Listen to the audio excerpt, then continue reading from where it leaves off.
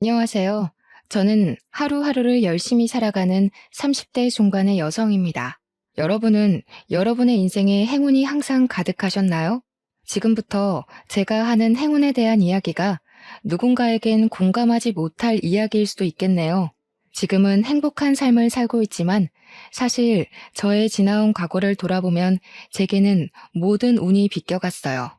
그리고 인생에 있어서 제일 중요한 복이 부모 복이 아닐까 싶을 정도로 제 유년 시절은 고난의 연속이었습니다. 어릴 때 부모님이 일찍 이혼하셔서 엄마와 둘이 살았어요. 처음에는 여인숙을 전전하며 살아야 할 정도로 경제적으로 너무 어려웠죠. 이러다가는 안 되겠다 싶으셨는지 엄마는 친척들에게 돈을 빌려 식당을 차렸어요. 그리고 이른 아침부터 밤 늦게까지 식당을 운영하셨죠. 다행히 식당은 잘 됐지만 엄마가 저를 세세히 돌봐주실 마음의 여유는 없으셨어요. 그 덕에 저는 어릴 때부터 혼자였어요. 혼자서 밥을 먹고 혼자서 공부하고 밤에 혼자 있다가 잠이 들곤 했죠. 그래도 공부는 항상 중상위권을 유지했어요. 그래서 저는 제가 수도권에 있는 4년제 대학교에 당연히 갈 것으로 생각했지만 하필이면 수능날 감기에 아주 심하게 걸리는 바람에 수능을 망쳐 2년제 대학교에 갔네요. 그나마 다행히 전액 장학금으로 들어가긴 했어요. 저는 매 순간을 목숨을 걸 만큼 최선을 다해서 살았지만 제가 들인 노력에 비교해 잘 풀리지는 않았어요. 그래서 언제나 나는 운이 지지리도 없다고 생각했죠. 그 생각이 참 저를 힘들게 만들었습니다. 그러나 그 와중에도 저는 쉽게 포기하지 않았습니다. 운이 없는 제가 포기하지 않을 수 있었던 이유는 바로 나무예요. 저는 어릴 때부터 나무를 정말 좋아했어요. 나무의 잎사귀만 봐도 이게 무슨 나무인지를 줄줄 말할 수 있을 정도여서 저의 어릴 때 별명이 나무 박사였어요. 그런데 이 나무를 보니 다들 꽃이 피고 열매를 맺는 시기가 다르더라고요. 그리고 꽃이 피고 열매 맺는 시기가 아닐 때는 볼품없던 나무들이 자신의 때가 되면 예쁜 꽃이 피고 먹기 좋은 열매를 맺는 모습을 보면서 나도 아직은 나의 시기가 아니지만 언젠가는 내 인생의 꽃이 반드시 필 것으로 생각하며 절대 포기하지 않았죠. 이러한 긍정적인 생각 때문인지 학교 졸업 후에는 그래도 잘 풀리는 것 같았어요. 친구들이 4년제 대학교를 졸업 후 회사를 구하지 못해 백수 생활을 할 때 저는 3년제 대학을 이미 졸업해서 이 친구들보다 훨씬 빨리 회사 생활을 할 수 있었어요. 회사도 대기업만큼은 아니어도 중소기업 중 월급도 충분히 먹고 살고도 한 달에 30만 원 정도는 저축할 수 있을 만큼 받았고 회사 동료들도 다들 너무 좋아서 재밌게 다녔어요. 그리고 이 회사에서 동료의 소개로 남편을 소개받기도 했죠. 남편은 중견기업의 대리로 연봉도 회사 복지도 엄청 좋았어요. 저는 직업도 안정적이고 성실한 남편의 모습에 반해 연애하고 결혼까지 결심했어요. 결혼을 준비하며 드디어 내 인생에도 꽃이 핀다고 생각했어요. 그러나 아직은 아니었죠. 결혼 준비를 하는데 시댁에서 저를 너무 싫어하는 거예요. 그 이유는 제가 바로 이혼한 가정에서 자랐기 때문이었죠. 시어머니는 이혼한 가정에서 제대로 가정교육이나 받고 자랐겠냐며 처음 인사를 하러 갈 때부터 좋게 보시지 않으셨어요. 그래도 엄마의 식당이 동네 사람들이 이름만 들어도 어디에 있는지 다 아는 정말 유명한 한식당이었고 하나뿐인 딸이 결혼한다고 엄마가 집까지 마련해 주셔서 결혼에 승낙하셨어요. 저는 엄마가 그동안 정말 많이 고생해서 모은 돈인데 그 돈으로 제가 살 집을 마련하지 말고 엄마의 노후를 위해 쓰시라고 했어요. 하지만 하나뿐인 딸이 결혼하는데 시댁에서 기죽지 말고 할 말 다 하며 당당하게 살라고 마련해 준다고 하시더라고요. 그러면서 사실 이 돈은 제가 대학교에 가면 쓰려고 모아둔 돈이었는데 대학을 전액 장학금을 받고 들어가고 생활비도 수학 과외 아르바이트로 스스로 벌어서 모은 돈을 쓸 일이 없었다며 그 돈으로 집을 마련해 주셨어요. 제가 대학을 3년제로 나오긴 했어도 학교 근처 엄마들 사이에서 수학을 정말 잘 가르친다고 소문이 자자했거든요. 그 덕에 학교를 다니는 3년 내내 명문대 학생들이 받는 만큼의 과외비를 받으며 생활했어요.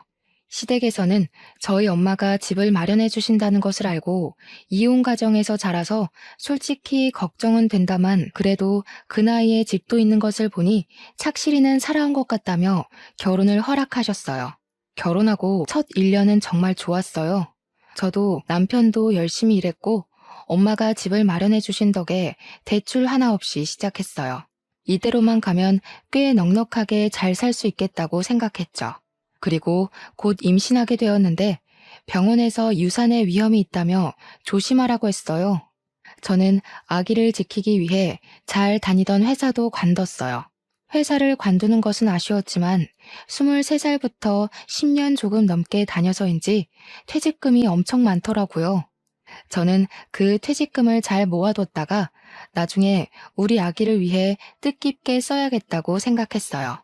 우리 아기는 어떤 모습일지 상상하며 하루하루를 설렘으로 살아가던 어느 날이었어요. 남편이 최근에 부서가 이동되었는데 일도 사람도 너무 맞지 않는다며 회사를 관두고 싶다는 것이에요. 제가 회사라도 다니면 내가 돈을 벌 테니 관두라고 하겠지만 지금 저도 회사를 관둔 상태인데 남편마저 회사를 관둔다고 하니 답답하더라고요. 아기가 태어나면 이래저래 나갈 돈도 많을 텐데 우리 아기를 위해서 조금만 참으라고 이야기했어요. 남편은 일단 알겠다며 회사에 다니기는 하는데 극심한 스트레스로 인해 잠도 못 자고 밥도 잘 못 먹더라고요.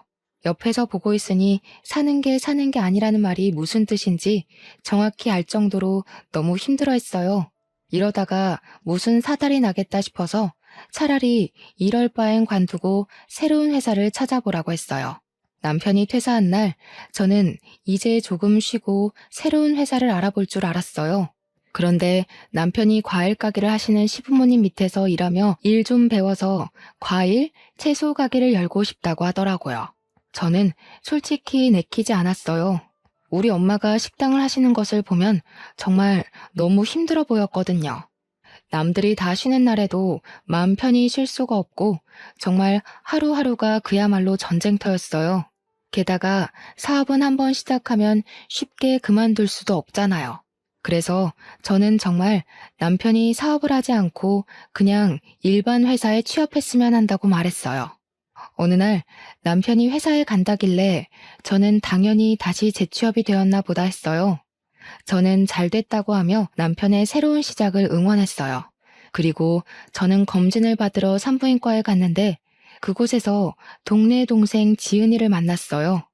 지은이도 저와 비슷한 시기에 임신했는데 지은이와 제가 임신하기 전에는 지은이네 부부와 함께 넷이서 술도 종종 먹고 그랬어요. 그런데 지은이가 오늘 오전에 과일을 사러 갔는데 제 남편을 과일 가게에서 봤다며 형부 회사 관두고 가게에서 일하시냐고 하더라고요. 저는 최근에 회사를 관두긴 했지만 새로운 곳에 이직해서 오늘 첫 출근했다고 했어요. 지은이는 그럼 잘못 본 건가 하며 고개를 갸우뚱하는데 뭔가 기분이 이상하더라고요. 혹시나 하는 마음에 병원 진료 후 시댁 과일 가게에 가니 역시나 시어머니와 남편이 그곳에서 과일 정리를 하고 있더라고요. 여보, 오늘 회사 첫 출근한다더니 여기서 뭐 하고 있어? 아니, 당신이 여기 어떻게 왔어? 마침 할 말이 있었는데 잘 왔다. 남편이 뭐 하고 싶다고 하면 마누라는 집에서 살림하며 내조를 해야지. 네가 하도 반대하니까 얘가 몰래 나와서 이러는 거 아니냐? 너 우리 아들 밖에서 돈 못 번다고 눈치 주고 그러는 거 아니니? 어머니, 저는 맹세코 정환 씨가 회사를 그만두고 왔을 때 싫은 소리 한 번도 한 적이 없어요. 다만 정환 씨가 고생하며 사업을 하는 것보다는 회사에서 매달 정해진 월급 받으며 일하는 것이 더 편할 것 같아서 사업만은 하지 말라고 한 거였어요. 내가 그 말을 어떻게 믿니? 그래도 남편이 돈을 벌겠다고 해보겠다는데 마누라가 돼서 잘할 수 있게 도와주고 해야지. 예전에는 남편이 무슨 말을 하면 마누라는 그냥 네 하고 따라야 했다. 그래도 정환 씨가 눈에 빤히 보이는 힘든 길을 자처해서 가겠다는데 그래도 그냥 도와줘요? 그건 아니잖아요. 이거 말 대꾸하는 거 봐. 이혼 가정이라 제 부모한테 보고 배운 게 없어서 뭘 알긴 알겠어. 말해봤자 내 입만 아프지. 어휴, 자식 팔자가 부모 팔자 따른다더니 우리 정한이가 팔자 사나운 년 옆에서 평생 고생이나 하지 않을지 몰라. 시어머니가 이렇게 저에게 막말하는데 남편은 그 옆에 가만히 서 있기만 하더라고요. 저는 그래도 남편이 조금이라도 자기 엄마를 말릴 줄 알았거든요. 정말 벙어리처럼 아무 말도 하지 않는데 제 편을 들어주지 않아 답답하기도 하고 너무 미웠어요. 어머니께 방금 하신 말씀은 너무 하셨다고 사과해달라고 말하고 싶었지만 손님도 오시고 해서 저는 그냥 집에 왔네요. 제가 집에 도착하고 1시간 정도 지났으려나요? 남편이 퇴근하고 오더라고요. 남편은 오자마자 시부모님 밑에서 과일 장사하는 것을 배우고 하면 잘 될 것 같다며 요새 이 동네에 신축 아파트가 많이 생겼으니 그 아파트 단지 내 상점에 들어가고 싶다고 하더라고요. 그러면서 부모님이 과일 장사를 오래 하셔서 싱싱하고 저렴한 과일을 파는 도매업체를 잘 아시니까 그곳에서 저렴하게 과일과 채소를 받아서 팔면 될 것 같다고 하더라고요. 그래도 저는 남편이 사업보다는 회사에 다녔으면 했어요. 왜냐하면 사업해서 잘 되는 경우도 분명 있기는 하지만 솔직히 그러기 위해서는 정말 나의 돈과 시간은 물론이고 영혼까지 갈아 넣어야 가능한 일이잖아요. 솔직히 저희 엄마도 뼈가 빠지게 일하셔서 식당을 그만큼 성공시킨 것이거든요. 그전에는 식당이 안 돼서 저 재워놓고 많이 우시는 모습을 많이 보며 자랐어요. 엄마의 그런 모습들이 생각나서 더 사업하기 두렵다고 했어요. 남편은 그런 저의 걱정을 아는지 모르는지 그래도 자신은 무조건 사업을 하고 싶다고 밀어붙이더라고요.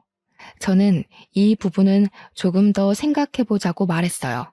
그리고 아까 과일 가게에서 시어머니가 하신 말씀들 너무하신 거 아니냐고 했어요.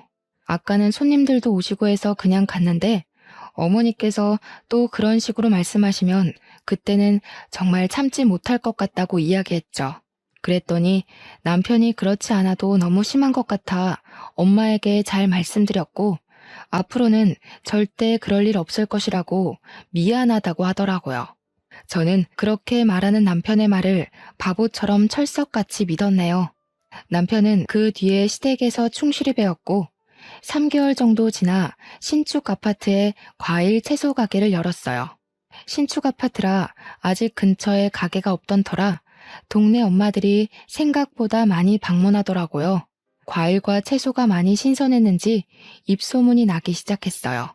점점 손님이 많아져 남편 혼자 운영하기에는 너무 힘든 상황까지 이르렀죠. 남편은 매일 피곤함에 찌들어서 퇴근했으나 아직은 사업 초기라 아르바이트생을 고용하기에는 조금 부담이 되는 상황이었어요. 하루는 남편이 시어머니와 통화를 하면서 퇴근을 하더라고요. 남편은 집에 오자마자 제게 핸드폰을 주었어요. 너는 요새 집에서 뭐하고 사니? 네 남편은 너랑 아기 먹여 살리겠다고 저리 힘들게 일하는데 너는 뭐하고 있느냐 말이다. 어머니, 저도 집에 있기 답답하긴 한데 병원에서 지금 유산의 위험이 너무 크다고 절대 안정을 위하라고 해서 일단 집에만 있는 거예요. 우리 아기 지켜야 하잖아요. 하여튼 요새 젊은 것들은 나약해 빠져서 안 된다니까. 유산의 위험은 무슨? 너는 맨날 피곤한 정한이 보면서도 그런 이야기가 나오니? 젊은 사람이 집에만 있으면 더 아파. 좀 나가서 정한이 일도 돕고 해라. 알겠어? 시어머니는 남편은 일하는데 저만 집에 있는 것이 못마땅하셨는데 가게에 나가서 일 좀 도우라고 성하셨어요. 그러나 병원에서는 아직은 위험하니 집에서 최대한 움직이지 말고 안정을 취하라기에 어쩔 수 없이 저는 계속 집에 있었네요. 하루는 남편이 몸살이 심하게 왔어요. 아예 일어나지도 못하고 침대에 누워 끙끙 앓기만 하더라고요. 어쩔 수 없이 가게는 하루 쉬고 저는 남편에게 먹일 죽을 끓이고 있었어요. 그때가 아침 7시였는데 그 이른 시간부터 시어머니가 집에 오셨어요. 나왔다. 아휴, 우리 집 아들 자기 마누라 먹여 살린다고 그리 고생하더니 이렇게 알아누웠네. 알아누웠어. 예, 정환이 뭐 좀 먹였니? 지금 밥을 먹을 상태가 아닌 것 같아서 죽 끓이고 있었어요. 그런데 어떻게 알고 오신 거예요? 어떻게 알고 오기는. 정환이가 연락했으니 왔지. 너는 남편이 그렇게 죽을 듯이 일하는데 어떻게 가게에 한 번 와서 도와줄 생각을 안 하냐? 저는 애도 아니고 부인도 있는 사람이 아프다고 엄마에게 연락해서 아침 대바람부터 시어머니를 이 집에 오시게 한 남편이 정말 미웠어요. 하지만 아파서 누워있으니 뭐라고 할 수도 없고 그냥 꾹 참았죠. 그렇지 않아도 기분이 좋지 않은데 시어머니는 그런 저를 세워두고 막말을 하시기 시작했어요. 임신한 것이 유세도 아니고. 야, 나는 말이야, 정환이 가졌을 때 집안일이고 밭일이고 다 했어. 심지어 치매 걸리신 시어머니가 업어달라고 하셔서 업기까지 했다. 그래도 난 멀쩡했는데 너는 어떻게 임신했다고 딱 그렇게 집에 누워만 있니? 정신 상태가 아주 굴러먹었어. 어머니, 저도 집에만 있기 답답해요.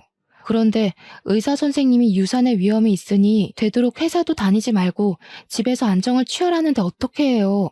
얘 또 말대꾸하네. 너는 너네 엄마가 시어머니가 뭐라고 하면 바락바락 대들라고 가르치디? 이래서 이혼 가정에서 자란 것들은 안 돼.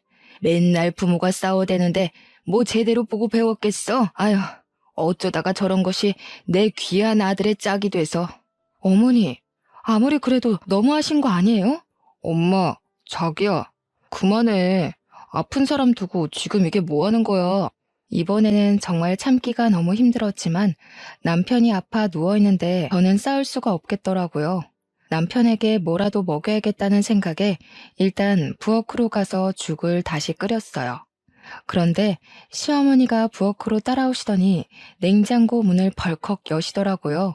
세상에, 집에서 살림은 하니? 어떻게 반찬이 이렇게 죄다 풀떼기야. 그리고 지금 몸살 난 애한테 야채죽이 뭐니 야채죽이. 전복이나 소고기 같은 영양가 좋은 음식을 팍팍 넣어서 끓여야 빨리 낫지. 아직 장을 보지 못해서 그래요. 우리 정환이 고기 좋아하니까 고기 같은 거는 떨어지기 전에 부지런히 사다 놔. 알겠니? 죽은 내가 전복죽으로 시켜주마. 네가 만든 죽은 네가 먹던지 버리든지 해라. 그 죽 먹고 어디 몸살이 났겠니? 시어머니는 죽을 끓이고 있는 제 옆에서 죽집에 전화해서 전복죽을 주문하셨어요. 아, 그리고 너 이제 임신한 지 한 5개월 됐지? 이제 좀 괜찮은 거 아니야? 정환이 다 나아서 가게에 출근하면 너도 따라 나와서 좀 도와라. 알겠니? 집에서 안정은 무슨. 그렇지 않아도 어제 병원에서 이제 안정기니 슬슬 운동을 하고 해서 가게에 나가려던 참이었어요. 정아 씨 괜찮아지면 같이 나가려고요. 그래, 처음으로 네가 내 말에 동의하는구나. 아무튼 정환이 전복죽 잘 먹이고 난 가게에 간다. 시어머니는 아침부터 제 속을 뒤집어 놓으시고는 가게로 떠나셨어요. 저는 어머니한테도 서운했지만 오늘도 어머니의 막말을 그저 듣기만 한 남편에게도 많이 서운했어요. 그래도 아프니 제 감정을 티내지 않고 전복죽을 먹이고 약도 먹이며 정성껏 보살펴줬어요. 어머니가 시켜주신 전복죽 탓이었는지 아니면 저의 간호 덕분이었는지는 모르겠지만 남편은 그날 저녁에 바로 몸이 괜찮아졌고 다음날 우리는 같이 가게에 출근했어요. 남편은 제게 일을 하나씩 알려주며 말로는 쉬엄쉬엄 하라고 했지만 자꾸 이것저것 시키더라고요. 저도 가게에 놀러 간 것은 아니기에 최선을 다해서 일했어요. 그렇게 남편을 따라 가게에서 일한 지 일주일이 지났어요. 가게에 있는데 뭔가 느낌이 이상하더라고요. 화장실에 가보니 출혈이 생각보다 심했어요. 저는 바로 병원으로 갔어요. 병원에서는 검진하더니 아기의 상태가 심각하다며 임신 종결을 해야겠다고 당장 입원하고 내일 바로 수술을 하라고 하더라고요. 그리고 다음날 저의 아기는 제 품에서 떠났어요. 수술 후 마취가 덜 깨서 정신없는 상태로 병실에 누워있는데 시어머니가 들어오셨어요. 너는 아이를 잘 지켜야지 유산을 시키냐? 너네 엄마는 지금 아기를 잃어버렸는데 안 오시고 뭐 하신다니? 엄마, 미진이 지금 막 수술실에서 와서 마취도 덜 깼어. 속상한 마음 알지만 그만해. 그리고 장모님은 식당에 예약 손님 있으시다고 내일 오신대. 그깟 식당일 뭐가 그리 중하다고 자기 딸이 남의 집 귀한 손주 잃어버렸는데 오지도 않는 게 말이 되니? 역시 이혼한 가정은 어쩔 수 없다니까. 엄마, 그만해. 뭐 미진이만 잘못해서 이랬나? 내가 미진이에게 일을 시켜서 그랬지. 솔직히 엄마가 미진이한테 가게에 가서 도우라고 했잖아. 그래서 일하다가 유산된 거지 뭐. 그니까 엄마도 나도 뭐라고 할 자격 없어. 어머, 너 얘랑 같이 살더니 너도 얘처럼 변하니? 생전하지 않던 말대꾸를 다 하고. 나는 너 임신 중에도 반 메고 할 것 다 했어. 가게 일 조금 도왔다고 유산한 게 말이 되니? 어머니, 제발 그만하세요. 정말 듣고 있기 너무 힘드네요. 뭘 그만해? 남의 집 귀한 손주 잃은 주제에 뭘 잘했다고 큰 소리야? 하여튼 누가 지 엄마 닮아서 팔자 사나운 년 아니랄까봐. 아유, 속상해서 여기 못 있겠다. 나 간다. 네 마누라 잘 병간호해라. 시어머니는 몸도 마음도 아픈 제게 굳이 막말을 퍼부으시고는 가셨어요. 남편은 엄마도 속상해서 그러신 거라며 저를 위로해 주었지만 이미 어머니의 말로 만신창이가 되어버린 저는 남편의 말이 하나도 들리지 않더라고요. 다음 날 아침 일찍부터 엄마가 식당 문을 닫고 오셨어요. 엄마는 유산도 출산과 같다며 친정에서 몸조리하자고 하셨어요.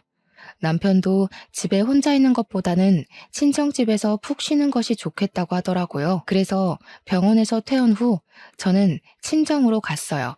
그런데 제가 친정집에 가 있는 동안 남편 가게에 문제가 생겼어요. 남편이 저 없이 혼자서 일하다 보니 과일과 채소의 신선도를 이전만큼 꼼꼼히 체크를 하지 못해 신선하지 않은 과일과 채소를 팔게 되었어요. 동네 사람들 사이에서 처음에는 좋은 제품을 팔더니 점점 좋지 않은 제품을 판다는 소문이 퍼지게 되었어요. 제가 완전히 회복하고 집으로 돌아왔을 때는 이미 매출이 바닥을 치고 있었고 처음에 시작했을 때는 하나도 없던 빚이 점점 늘어났어요. 결국 우리는 가게 문을 닫을 수밖에 없었어요. 당장 고정 지출은 있고 돈이 필요한데 가만히 손을 놓고 있을 수는 없었어요. 그래서 남편에게 앞으로 우리가 어떻게 돈을 벌지 의논을 하려고 하는데 남편은 이제 막 사업 망한 사람 붙잡고 꼭 그런 얘기를 해야겠냐고 화를 내더라고요. 저는 좀 당황스럽긴 했지만 공들여서 열심히 준비한 사업이 망했으니 그 충격이 꽤 컸겠다 싶어서 미안하다고 했어요.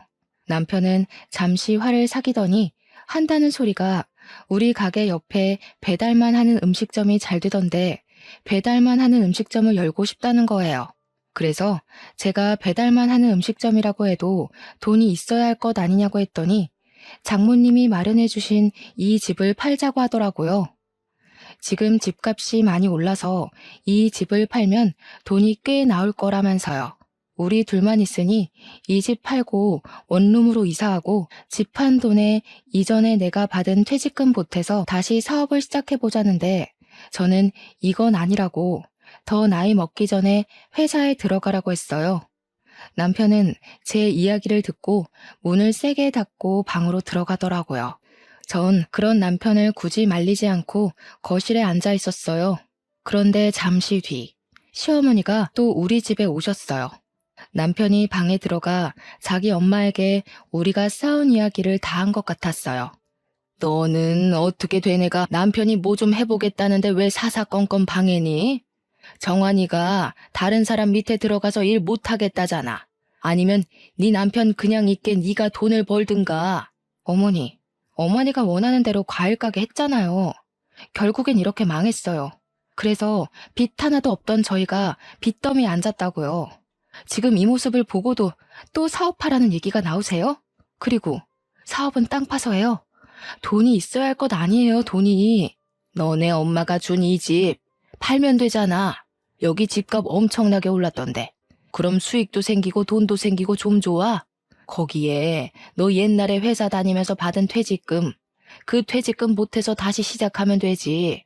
꼭 너는 네 남편을 회사에 보내서 노예처럼 일하게 해야겠어?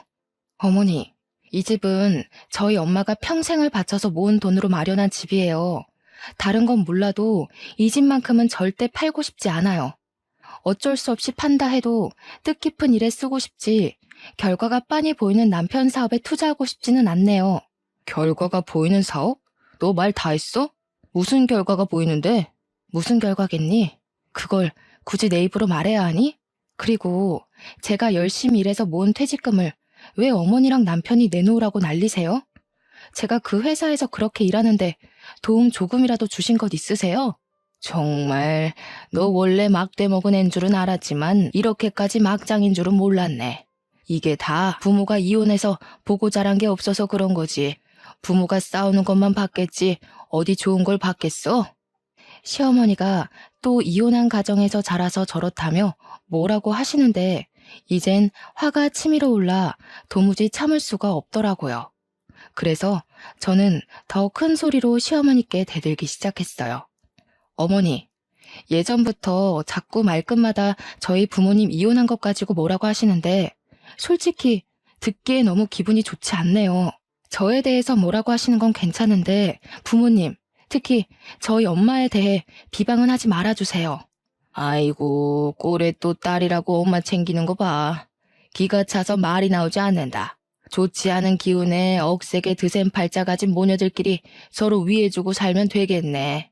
아 참, 너 팔자가 드세서 아기도 죽인 거 아니니? 어머니, 어떻게 말을 그렇게 하세요? 맞잖아. 이혼한 부모 밑에서 안 좋은 기운을 받으면서 자란 네가 가진 아기이니 그 아기가 제대로 못 사는 건 당연하지. 그래서 우리 아들 사업까지 망했나 보네. 네가 아주 우리 아들을 쫄딱 망하게 하는구나. 저희 엄마 이혼은 하셨지만 제게 아빠의 빈자리가 느껴지지 않도록 최선을 다해 키우셨어요. 제가 이혼 가정이라서 어두워 보일 수도 있긴 하겠으나 그래도 제가 저희 엄마 비난과 조롱을 당해야 할 만큼 잘못 살아오지는 않았어요. 아이고, 그러시오? 네, 잘나셨습니다. 그런 사람이 이렇게 시어미한테 빡빡 대드니? 역시 보고 배운 게 없으니 그러지. 옛말에 어물좀 망신은 꼴뚜기가 시킨다는 말이 틀린 말이 아니야. 시어머니의 막말도 화가 나는데 더 화가 나는 것은 남편의 태도였어요. 남편은 오늘도 어머니의 말을 가만히 듣고만 있더라고요. 역시 남편도 내 편이 아닌 것을 절실히 느끼고 있는데 시어머니는 갑자기 큰 방에 들어가셔서 남편의 옷과 화장품을 다 챙겨 나오셨어요. 딸은 엄마 팔자 닮는다지? 너네 엄마도 이혼하면서 박복하게 살았을 텐데 그런 엄마 팔자 닮은 너도 박복하겠다. 어머니, 자꾸 그런 소리 하시지 마세요. 그리고 남편 짐은 왜 챙기시는 거예요? 팔자 사나운 네 옆에 우리 아들 둘 수는 없다. 지금은 사업 망한 것으로 끝났지만 자기 애도 유산시켜서 죽인 판국에 남편이라고 못 죽이겠니? 너희 이혼해. 어머니, 제가 아이를 잃은 데에는 어머니의 탓도 있어요. 자기 아들 힘들다고 유산의 위험이 있는 저에게 가게 나가서 도우라고 하셨잖아요. 그래서 유산된 거 아니에요. 그래도 네가 위험해서 안 된다고 딱 말을 했어야지. 네가 몸을 함부로 굴려서 아이도 잃은 주제에 어디서 시애미를 탓해? 시어머니가 제 아이를 잃은 것에 대해서도 다 내가 팔자가 사나운 탓이라며 뭐라고 하시는데도 남편은 아무 말도 하지 않고 고개만 끄덕였어요. 정말 이 집안에서는 아무도 저를 도와줄 사람이 없더라고요. 이 집은 네가 준비해온 집이니 우리가 나가마. 이혼 서류 보낼 테니 사인하고 둘이 갈라서.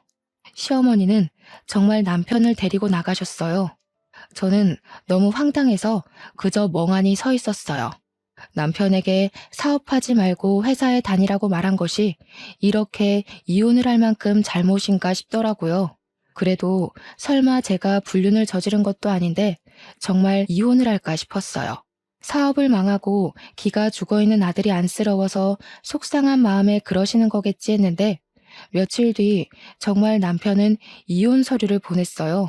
저는 어이가 없었지만 제게 항상 막말을 퍼부으시는 시어머니를 더는 가족으로 생각하기 힘들었고 항상 시어머니 옆에서 벙어리처럼 가만히 있는 남편을 붙잡고 싶지는 않았어요. 그래서 저도 미련 없이 서류에 사인하고 그렇게 이혼을 하게 되었어요. 이혼 후 저는 친정으로 가서 엄마께 그간의 모든 상황을 다 말씀드렸어요. 엄마는 이혼하고 온 저의 손을 꼭 잡고 그동안 고생했다고 하시며 그냥 엄마가 사준 집은 팔아버리고 같이 살자고 하셨어요. 이 지역 집값이 고공행진 중이라서 그런지는 몰라도 꽤 비싼 값에 팔렸어요. 그 돈으로 일단 엄마의 가게를 확장해서 이사했어요. 가게의 규모가 커지니 일손이 많이 부족해 오전에는 엄마의 가게에서 음식 손질하는 것을 도와드리고 오후에는 학원에서 수학 강사로 일했어요. 학원에서는 처음엔 학벌이 좋지 않아 절 채용하지 않으려 했지만 절실해 보이고 성실해 보여서 채용했다고 하시더라고요.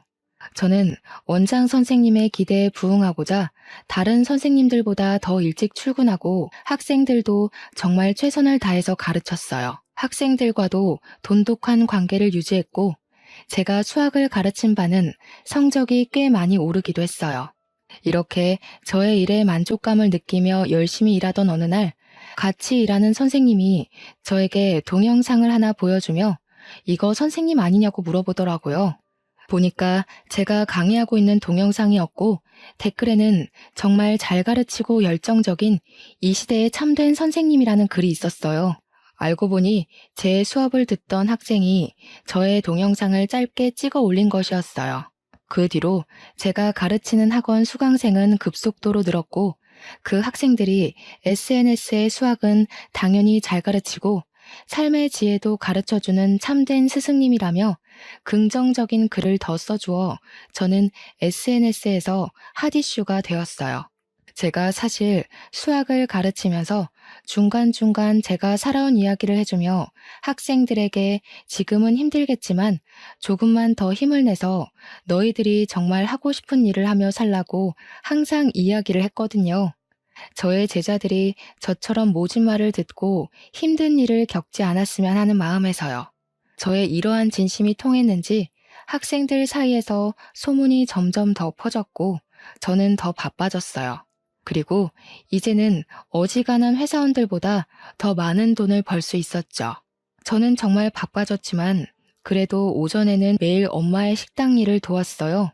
하루는 집에서 일어나 평소처럼 대충 머리를 묶고 집에서 입던 옷을 입고 엄마 식당에 일을 도우러 가는데 전 남편이 앞에 있는 거예요. 넌 꼴이 그게 뭐냐? 나랑 이혼하더니 백수 됐어? 그렇게 사업하지 말라고 내가 하는 일마다 회방 놓더니 꼴 좋다. 나는 그새 애인도 생겼는데 너는 아직도 이러고 살아? 안 됐다. 엄마 가게 일하러 가는데 굳이 예쁘게 꾸미고 차려입을 필요 없어서 항상 씻지도 않고 대충 입고 갔거든요. 그런데 전 남편은 저의 이런 모습만 보고 저에게 백수라느니 하며 한심한 표정을 짓더라고요. 그래서 저는 제 지갑에 있던 저의 명함을 보여줬어요. 오, 수학 강사. 나름 사짜 직업이네. 그런데 수학 강사로 생활이 되나? 별로 돈 많이 안 된다던데. 저는 저를 무시해대는 전 남편에게 SNS에서 돌아다니는 저의 짧은 동영상 하나를 보여줬어요. 엄청나게 많은 학생 앞에서 여유롭게 강의하는 제 모습을 본 전 남편은 깜짝 놀라더라고요. 그때 근처에서 한 여성분이 전 남편의 이름을 부르며 다가왔어요. 바로 전 남편이 새로 만나고 있다는 애인이었죠. 그 여성분은 저를 빤히 보더니 저를 안다고 하더라고요. 전 남편이 어떻게 아느냐고 물으니 자기 동생이 학원 수강생인데 매일 저의 강의 영상을 보면서 집에서 복습하고 있다고 하더라고요. 그러면서 동생이 실력 좋으신 선생님으로 유명하신 분이라고 했다며 농담으로 앞으로 더 유명해질지 모르니 사인이라도 받아둬야 하는 거 아니냐며 웃더라고요. 전 남편은 제가 이렇게 유명해졌다는 사실을 알고 휘둥그레지며 헤어졌어요. 엄마의 가게에 도착해서 일을 돕는데 엄마가 재밌는 이야기를 하나 해주시겠다고 하더라고요. 사실 엄마의 식당이 너무 잘 돼서 2호점을 오픈할 생각으로 좋은 상가 자리를 찾고 계셨어요. 그래서 부동산에 식당할 자리를 구한다고 했더니 터가 아주 좋은 곳에 싸게 매물이 나왔다고 주소를 알려줬는데 시댁의 과일 가게 자리였대요. 엄마가 부동산 사장님께 여기 과일 가게였는데 왜 내놨냐고 물으니 건물주한테 쫓겨났다고 하는 거예요. 쫓겨난 이유는 과일 가게 주인인 전 시모가 이혼 가정에서 자란 제 욕을 그렇게 하고 다녔대요. 이혼한 부모 밑에서 자라 팔자 억세고 운도 지지리도 없는 년이랑 자기 아들이 결혼해서 하는 일마다 풀리지 않는다면서요. 그런데 그 소리를 들은 건물주가 너무 화가 나서 월세를 말도 안 되게 올리고 이 월세를 내지 못하자 가게를 빼라고 했다는 거예요. 알고 보니 이 건물주의 부모님이 가정폭력으로 이혼하시고 찢어지게 가난하게 사셨대요. 그래도 악착같이 돈 모아서 건물주가 되셨다고 하더라고요. 건물주는 꼭 그 이야기가 자신에게 하는 것 같다며 이혼 가정에서 힘들게 자랐을 며느리에게 도움은 못 될 망정 어떻게 그리 욕을 하냐고, 그런 인성이 나쁜 사람은 잘 되면 안 된다고 내보냈다는 거예요. 저는 엄마의 이야기를 들으며 뿌린 대로 거둔다는 말이 틀린 말이 아니라며 그렇게 저와 엄마를 무시하더니 잘 됐다고 했어요.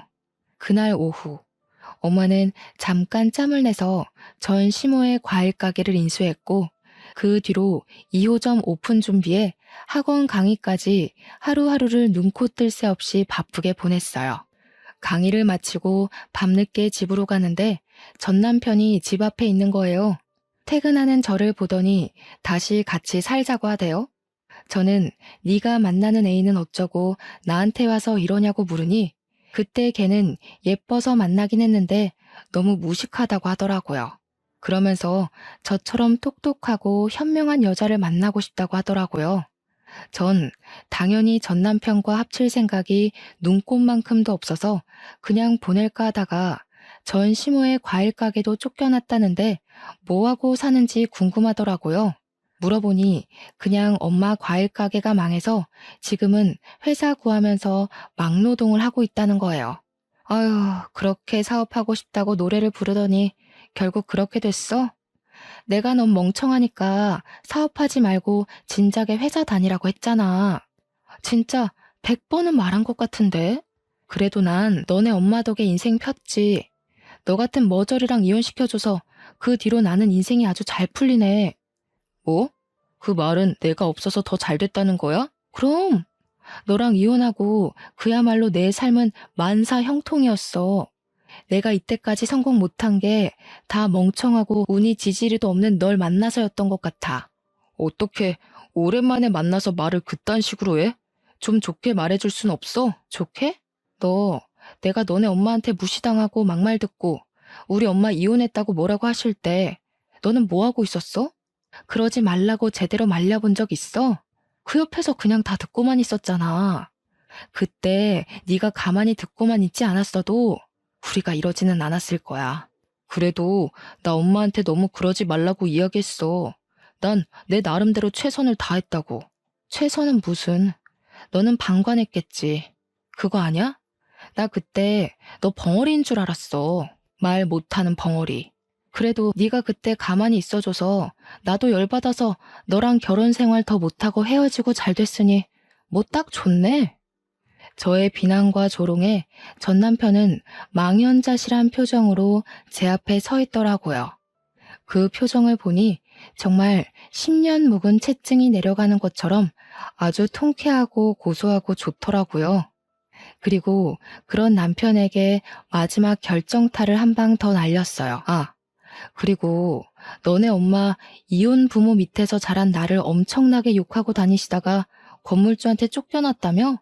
사업이 망하기는 무슨 쫓겨난 거지. 네가 그걸 어떻게 알아? 사실 너네가 쫓겨난 자리에 우리 엄마 식당 2호점 오픈해. 그 건물주가 그랬다고 하더라. 너네 엄마가 이혼 가정에서 힘들게 자랐을 며느리에게 힘이 돼주지는 못할 망정 욕하고 다니는 거 보면 인성이 아주 글러먹은 사람이라며. 그런 사람은 반드시 망하게 해야 한다던데? 뭐? 그럼 갑자기 건물주가 월세 올리고 못 내니까 나가라고 한 것도 다 그것 때문이었어? 그래, 너네 엄마의 그 말 때문에 그런 거였어. 몰랐니? 너네 엄마의 막말이 씨앗이 돼서 불행이 시작된 거지. 아, 그리고 건물주가 이 동네 건물주 대표더라고. 건물주가 이 동네 건물주들에게 너네 엄마에 대해 다 이야기한 것 같던데. 가게를 쉽게 구할 수 있으려나 몰라?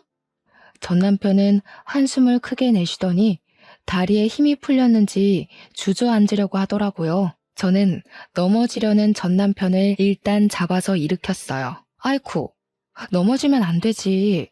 그 멍청한 여자친구 불러줄까? 멍청한 너랑 한 세트처럼 너무 잘 맞을 것 같은데. 천생연분 아니냐? 멍청이 커플. 그리고 미안하지만 난 이미 만나는 남자가 있어. 꿈도 꿀 생각하지 말고 둘이 꼭 결혼까지 해주라. 특별히 축의금은 내가 1,000원 보내놓을게. 저는 전 남편에게 만나는 남자가 있다고 했지만 사실 없어요. 엄마 가게 일 도와드리고 학원 강사 일로 하루 24시간이 모자랄 정도이거든요. 그런데 있다고 하니 전 남편이 씩씩대면서 가는데 그 모습을 보며 깔깔거리며 웃어줬네요. 사실 전 남편과 어이없게 이혼하면서 할 말 제대로 하지 못한 것 같아서 아쉬웠거든요. 그러나 제가 아주 완벽히 잘 살고 있는 모습을 보여주며 최고의 복수를 한 것 같아서 기분이 너무 좋았어요. 드디어 내 인생에도 꽃이 피고 열매가 맺히는 것 같더라고요. 요새 시기가 시기인 만큼 다들 힘들고 어려우신 것 같아요. 제 주변만 봐도 그렇고요. 저 역시 그랬어요. 어릴 때는 걸핏하면 부모님이 큰 소리로 싸우셔서 항상 공포와 불안감에 살아야 했어요. 10대 때는 부모님이 이혼하셔서 항상 외롭고 경제적으로도 힘든 시기를 보내야 했어요. 20대가 되며 경제적인 어려움이 해결되며 잠시 행복해지나 싶더니 20대 후반에는 평생 제 편이 되었을 아이를 잃었고 이혼까지 겪어야 했죠. 저보다 성적이 낮았던 친구도 좋은 대학을 갔고 성격이 좋지 않았던 친구도 좋은 회사에 취업하고 좋은 남자를 만나 결혼도 잘하고 아이도 잘 낳아서 잘 키우더라고요. 제 주변 사람들은 다들 잘 나가는데 저만 항상 모든 일이 꼬였죠. 정말 그때는 세상이 나를 버린 것 같고 대결을 시작도 안 했는데 이미 진 패배자 같았어요. 그러나 그 힘들고 척박했던 삶 와중에도 포기하지 않고 노력한 결과 지금은 지역에서 수학 최고 인기 강사로 소문나 제가 좋아하는 일로 돈을 많이 벌면서 누구보다 행복하게 살고 있네요. 여러분도 지금 힘든 일이 있다면 절대 포기하지 마세요. 나무가 뿌리를 내리면 언젠가는 꽃이 피고 열매를 맺듯 여러분의 삶이라는 나무도 이미 뿌리를 내렸으니 분명 언젠가는 꽃이 피고 열매를 맺어 남들이 우러러보는 날이 올 거예요. 그날을 기다리며 여러분도 저도 다들 힘내서 열심히 살아나가요. 오늘 하루도 힘내시고 저의 기나긴 사연 들어주셔서 감사해요.